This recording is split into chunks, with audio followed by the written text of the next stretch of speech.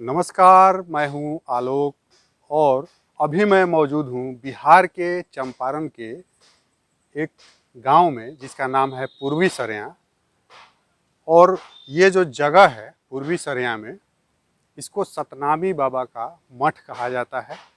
यहाँ सतनामी बाबा कभी रहा करते थे। सतनामी बाबा के बारे में मैं आपको बताते हुए इस रिपोर्ट को आगे बढ़ाने जा रहा हूं। लेकिन पहले मैं आपको बता दूं कि सतनामी बाबा, यहाँ जो ऊपर आप एक छोटा सा जो मकान देख रहे हैं, अभी यह मकान यह जो जर्जर स्थिति में है, लेकिन इसी के ऊपर बैठ के बाबा तब ध्यान लगाया करते थे। और ये जो जगह है ये पूरी तरह से आप देखें तो प्रकृति के हिसाब से जो एक प्रकृति प्रेमी होगा वहीं इस जगह पे रह सकता है, वहीं इस जगह को अपने रहने के लिए चुन सकता है। तो सबसे पहले मैं बाबा के बारे में आपको ये बता दूं कि बाबा पूर्ण रूप से प्रकृति प्रेमी तो थे ही, लेकिन साथ ही साथ बाबा के आचार विचार व्यवहार में आखिर ऐसी क्या खूबियाँ थी जिसकी वजह से आज भी बाबा को लोग याद करते हैं। बाबा जिस मकान में रहा करते थे, आप देख सकते हैं कि घने जंगल के बीच यह मकान है। जिस मकान में बाबा रहा करते थे यह जर्जर स्थिति में था, लेकिन गांव के लोग, आसपास के गांव के लोगों के मन में हुआ कि इसको फिर से बनाया जाए, इसका पुनरुद्धार हो। और इसके लिए ग्रामीण सभी मिलजुल कर अपने खर्चे से, चंदे से इस जगह को फिर से बना रहे हैं, बनवा रहे हैं।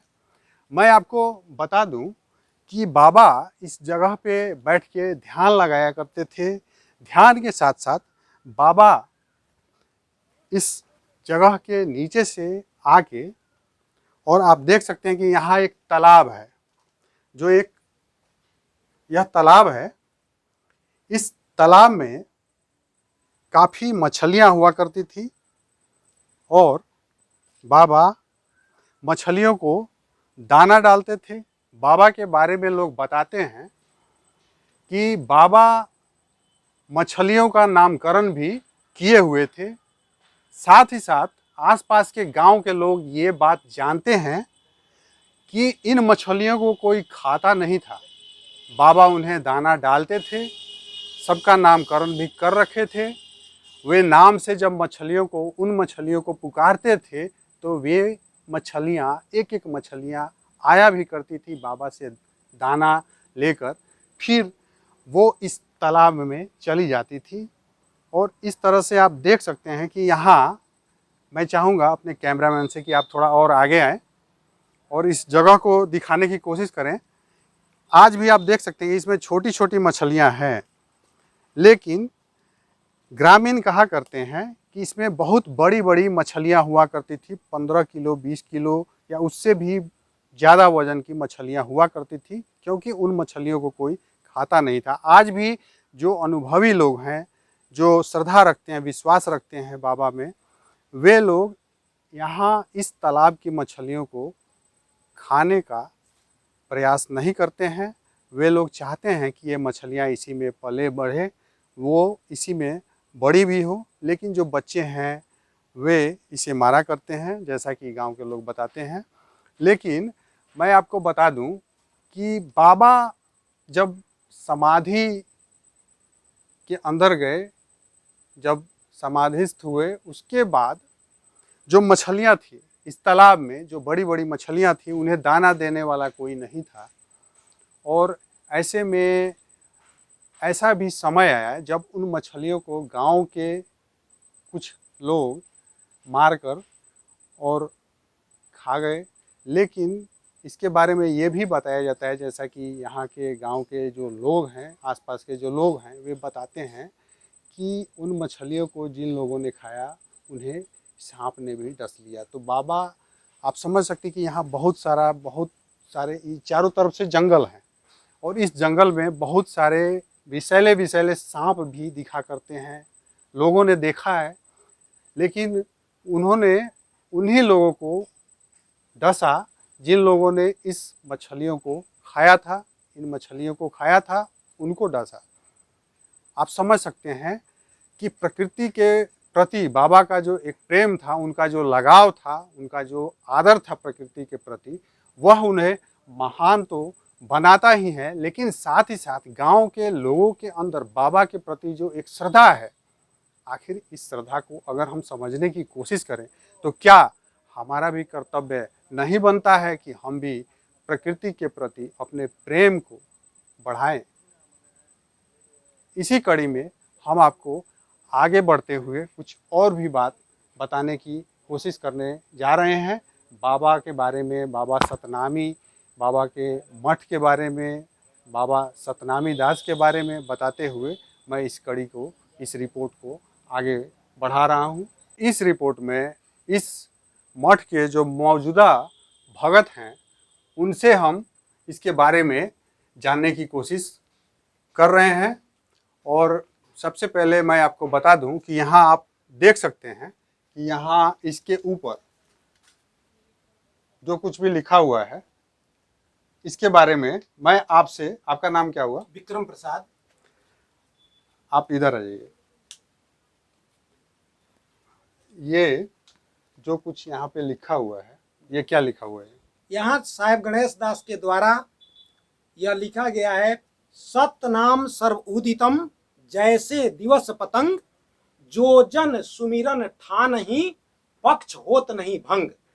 साहेब गणेश दास जिन्होंने कहा कि हिंदू मुस्लिम ये दरिया पंथ को चलाने वाले सदगुरु कबीर के अवतार, जो अभी तक सदगुरु 5 बार आए, सतयुग में सुकृत बनकर के आए, त्रेता में करुणामय बनकर आए, द्वापर में मुनीन्द्र बनकर आए और कलयुग में फिर कबीर बनकर आए। तो कबीर पंथियों में जब भेद हो गया तो सदगुरु ने बताया कि ज्ञान छोड़ पाखंड जब किन्हा, ताते मत उलट हम लीन्हा, हम ही कबीर काशी मह रहऊ, एक रूप दुई धरा शरीरा, यहाँ दरिया वहाँ दास कबीरा। सदगुरु ने खुद अपने से कहा है। और आप समझ सकते हैं कि ये जो सर्वधर्म समभाव की बात की जाती है, इसके बारे में जो ये विचार है यह कितना महत्वपूर्ण है। आप इस मठ में कब से हैं? इस मठ में मैं आज से 6 साल पहले से हूँ। अच्छा, बाबा के समाधिस्थ होने के बाद जी इस मठ में कितने दास आए? और बाबा के समाधिस्थ होने के बाद जैसे दरिया साहब के अनुयायी साहेब गणेश दास जी का यह मठ है, और साहेब गणेश दास जी के नाम पर यह टोटल जमीन है, जिनका पहले वहाँ बीच में समाधि लगी हुई है। और उस समाधि के बाद उनके शिष्य ख्याल साहब आए। ख्याल साहब के बाद जो है सो ऐसे संत आते रहे जाते रहे, लेकिन जो है सो कोई नहीं। चूंकि यह बसौली सिवान का मठ है और इसके मठ के अंतर्गत 9 मठ आते हैं, उसके फाड़ी ये सब मठ है बसौली सिवान के। जो तो बाबा जो रहा करते थे सतनामी दास जी, वो सबसे पहले इस मठ के साहेब गणेश दास आए, जिनके गुरु अभी सोनवल सबसे पहले कौन है? सबसे पहले साहेब गणेश दास यहाँ आए। सबसे पहले साहेब गणेश दास आए, जिन्होंने इस मठ को स्थापना की। उसके बाद जो है सो आपको ख्याल साहब आए। तो सतनामी दास के बारे में जो बताया जाता है, सतनामी बाबा का मठ के नाम से इसको जाना जाता है, तो वो कौन थे? सतनामी बाबा वही साहब, माने ये सतनाम पंथ है, सभी सत्य होते हैं। तो सतनाम मतलब कि इस मठ में जितने भी दास आए उन सबको सतनामी दास के नाम से संबोधित किया जाता है, सबको सतनामी बाबा के नाम से संबोधित किया जाता है। और इसी क्रम में मैं आपको बता दूं कि यहाँ जो कुछ भी लिखा गया है, ये सर्वधर्म समभाव की जो हम बात करते हैं, यह कितना पहले कितना महत्वपूर्ण माना गया था। एक प्रकृति के साथ अपना लगाव रखते हुए बाबा ने जिस तरह से जो भी अपना जो एक पक्ष रखा, अपना जो एक विचार रखा, वो हम सब के लिए अनुकरणीय है। और साथ ही साथ हम यहाँ कुछ और भी लोग हैं, हम उनसे भी उनका विचार जानेंगे इस मठ के बारे में, वे क्या कहते हैं।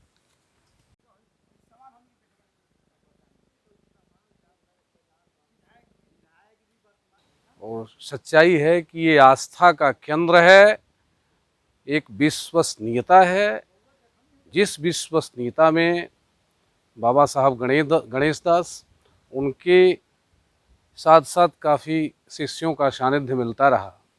ये सतनाम वास्तव में एक व्यक्तित्व का नाम है, एक सर्वश्रेष्ठ आचार्यत्व का नाम है, दरियापंथी का नाम है।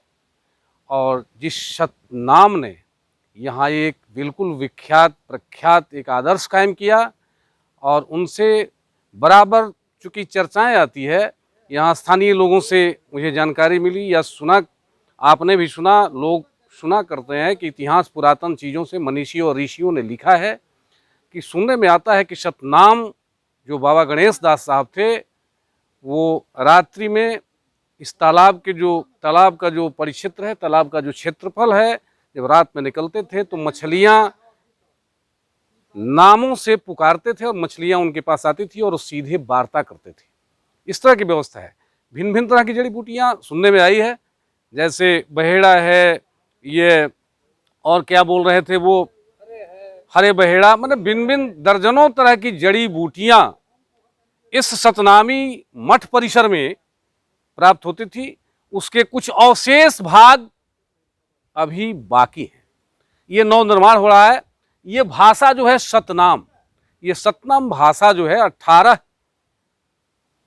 भाषाओं में इसको अंकित किया गया है। उर्दू है, फारसी है, तमिल है, ये हिंदी है, संस्कृत है, जैसे सत्यनामा, सतनामा इति सत्यनामा, सनातन है, सनातन पुराना सनातन धर्म का नाम है सतनाम। वो जो कहा करते थे बिल्कुल सत्यनाम उनके नामों से अंकित था और हुआ करता था। इस तरह से हम चाहेंगे कि यहाँ के स्थानीय लोग काफ़ी इस मंदिर के सतनाम जो ये दरियापंथी मंदिर है, इसके नव निर्माण में लगे हुए हैं।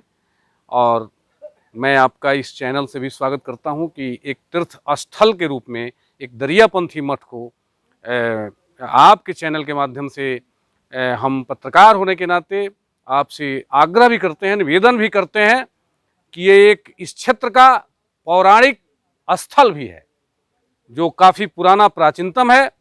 और देखने से भी मिलता है, हम लोग आए हैं, देखने से भी मिलता है कि ये सुनहला, ये कैसा जो है जगह है कि दिन में, रात्रि में, अंधेरा हो, चंद्रमा हो, चांदनी रात हो, लगता है कि वास्तव में सतनाम बाबा गणेश दास जी यहाँ समाधि स्थल पर बैठे हुए हैं। 1955 से लेकर 75 तक, जैसे कि चर्चा हमारे बड़े भाई चंद्रदेव यादव जी ने की, 1955 से 75 तक बिल्कुल स्वस्थ थे बाबा। लेकिन जब उनकी तबीयत धीरे धीरे बिगड़ने लगी तो वो समाधि स्थल, समाधि की बात स्थानीय लोगों से करने लगे। लेकिन मृत्युपरांत जो है वो समाधि स्थल में दिए गए और वहीं उनका समाधि स्थल है। जो यहाँ जो भी उनके शिष्य आते हैं, ख्यालदास हैं, ये कौन कौन, मतलब काफ़ी लोग हैं जो सिवान जिले, सारण जिले के, जो सारण जिला एक था, वहाँ के वो दरियापंथी मठ के नेतृत्व में जो बाबा हैं, उनके देख रेख में ये मठों का संचालन होता है। और हम चाहेंगे आपसे, आपके चैनल के माध्यम से चाहेंगे कि आप इन समस्याओं को, कबीरपंथी मठ हो, दरियापंथी मठ हो, और इन समस्याओं को आप वहाँ तक पहुँचाएँ, सरकार के स्वावलंबनी आवश्यकता तक पहुँचाएँ कि इस मठ का जो है और विकासात्मक कार्य हो। और ये एक क्षेत्र का, इस पहाड़पुर का ही नहीं, पूरे अनुमंडल और जिले के मानचित्र पर यह जो है ये दरियापंथी मठ जाए, जिससे इस क्षेत्र के लोगों को गौरवान्वित महसूस हो। इसके मठ की खासियत यह रही है कि सेम जगह पर एको इंची उधर उधर नहीं। हिंदुओं के लिए जो छठ का घाट सिर सौंपता है, उसी सेम जगह पर मुस्लिम लोगों का भी नमाज होता है। महावीरी झंडा का खेल उसी जगह होता है और तजिया का भी खेल उसी जगह पर होता है। लेकिन इस सैकड़ों वर्ष के बाद भी आज तक उस पर गणेश बाबा के कृपा से कोई विवाद, कोई इस पर अभी तक नहीं हुआ। दूसरी बात है ये कि अभी पोखरा है करीब करीब 2.5 बीघा में, और यहाँ जो देख रहे हैं आप 4-5 बीघा का प्लॉट, तो यह है कि स्मरणीय जगह हो जाए, पर्यटक स्थल बन जाए। तो जब रामचंद्र सहनी जो सुगौली के विधायक हैं, इसके पहले जब वन और पर्यावरण मंत्री थे, तो उनके पीए और इंजीनियर आकर के चारों तरफ देखा और कहा कि इसको हम लोग सजाएंगे, एक मेरे से टीम भेज करके हम लोग जांच कराते हैं। लेकिन तब तक उनका मंत्रालय बदल गया। अब हम आपके चैनल के माध्यम से सरकार को या इस विभाग को से हम मांग करते हैं जनप्रतिनिधियों के से भी कि इसको एक पर्यटक स्थल के रूप में विकसित किया जाए और स्थानीय पदाधिकारियों को चाहे नरेगा से हो या और सब जो संबंधित विभाग हो उससे इसका विकास किया जाए और एक स्मरणीय जगह और एक बड़े से विकसित जगह इसको बनाया जाए। तो आप समझ सकते हैं कि कितना ही महत्वपूर्ण बात है यह सर्वधर्म समभाव, खास करके भारत जैसे धर्मनिरपेक्ष देश के लिए यह बात बहुत ही अनुकरणीय है हम सब के लिए कि हम सब एक दूसरे के धर्मों का आदर करें। जैसा कि इन्होंने बताया, आपका नाम क्या हुआ? विश्वनाथ यादव। और ये जैसा कि बता रहे हैं कि यहाँ सभी धर्मों को ध्यान में रखते हुए, जैसा कि मुस्लिम के जो उनके जो त्यौहार होते हैं उनके जो उसके हिसाब से भी इस जगह को विकसित किया गया है और पहले से चला आ रहा है यह परंपरा इस जगह पे कि हिंदू और मुस्लिम दोनों मिलके अपने अपने पर्व त्यौहार को यहाँ रह के मनाते आए हैं इस जगह पे।